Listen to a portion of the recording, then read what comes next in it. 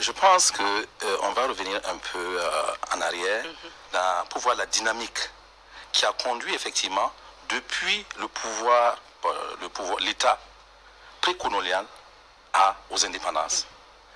Ils ont alludé dessus. En fait, il faut noter que nous avions des États organisés avec effectivement des rôles très bien définis. Et l'un des principaux rôles, c'était quoi? C'était que le pouvoir devait conserver les valeurs morales, traditionnelles, historiques et ancestrales et assurer effectivement sa transmission. Et dans ces valeurs-là, il fallait prendre effectivement les valeurs économiques, les valeurs environnementales, les valeurs culturelles, les valeurs juridiques. Et si vous observez, nous avions un certain équilibre entre l'homme et la forêt, entre l'homme et les animaux, entre les différentes populations qui vivaient.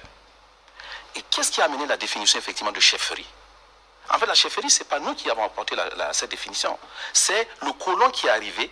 Il a observé effectivement cette organisation politique, parce que c'était une organisation éminemment politique, et il a dit, c'est de la chefferie. Et comme c'est la tradition, dit c'est la chefferie traditionnelle. Et vous verrez que, par la suite, William Ponty, qui ne comprenait pas beaucoup de choses, effectivement, mais qui l'admirait, il va dire effectivement que c'est un commandement, que c'est le commandement indigène. Et puis, il y a eu effectivement ce qu'on appelle la loi de protectorat. C'est là que tout a changé. Parce que quand il y a eu le protectorat, oui, avec l'arrivée effectivement du colon, on a confisqué le pouvoir, et il faut le dire, à cette organisation politique qu'il y avait. À quel but? Il faut se poser la question. C'était dans le but d'assurer l'exploitation. Et à partir de ce moment, on leur a confié un nouveau rôle. Ce nouveau rôle, c'était d'être des auxiliaires du colon pour recruter les soldats, recruter effectivement les ouvriers, même s'il faut effectivement suivre et puis collecter les impôts. Oui. Donc c'était le nouveau rôle qu'on leur a attribué.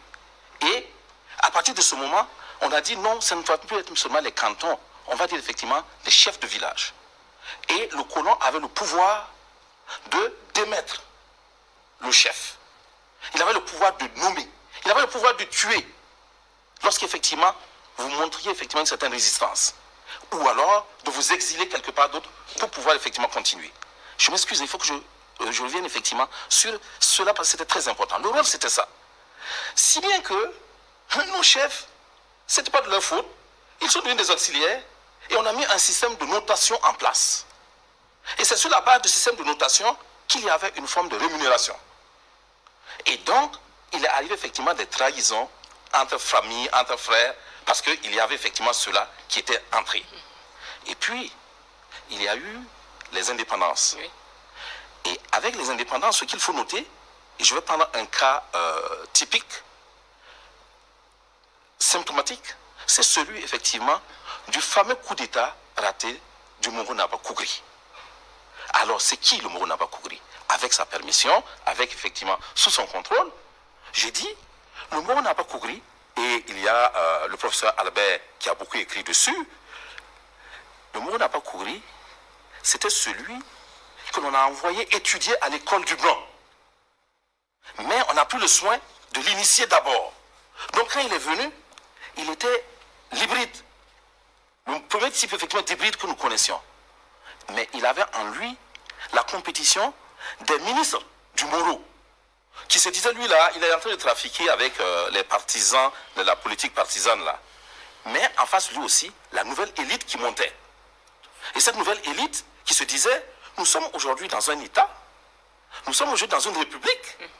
On peut comprendre effectivement que ce soit la chefferie qui nous gouverne. Le conflit a commencé. Et Maurice Amégo, qui venait d'arriver, après ce qu'il a vécu le 17 octobre, dès le 20 octobre, se dit, c'est fini. Il y a eu un décret qui est sorti. Et le décret, c'est le décret du 8 juin 62. Le décret du 8 juin 62 lui permet de faire toutes les interdictions qui lui permettent effectivement de récupérer le pouvoir résiduel qui était auprès des chefs traditionnels pour le transférer au niveau de l'appareil étatique gouvernemental qu'on appelait la République. Il dit, on ne remplace plus effectivement un chef traditionnel qui a un poste vacant. Ça ne se fait plus. je vois que je porte le même bracelet que le chef. Ces bracelets, comme signe distinctif, soit de la servilité ou de la noblesse, on ne veut plus voir ça. Pour effacer dans la tête des citoyens que ce soit la servilité, pour faire naître effectivement la République. Dans un sens, on peut dire c'est bon, dans un autre sens, effectivement, on peut dire effectivement c'est mauvais, mais c'est ça, effectivement, l'histoire. Je vais vous demander d'être bref. Oui, ben, d'accord, que... je vais finir tout de suite à ce niveau pour dire qu'à partir de ce moment, vous savez que le père du Moro Naba Kougri avait créé un parti. Et c'était le parti pour les intérêts, pour la défense des intérêts de la Haute-Volta. Et c'était un parti qui concurrençait avec effectivement le RDA. Et à partir de ce moment, il y a eu le choc, mais la complicité, la connivence entre la politique et la chefferie traditionnelle. Nous allons y revenir. On reviendra effectivement...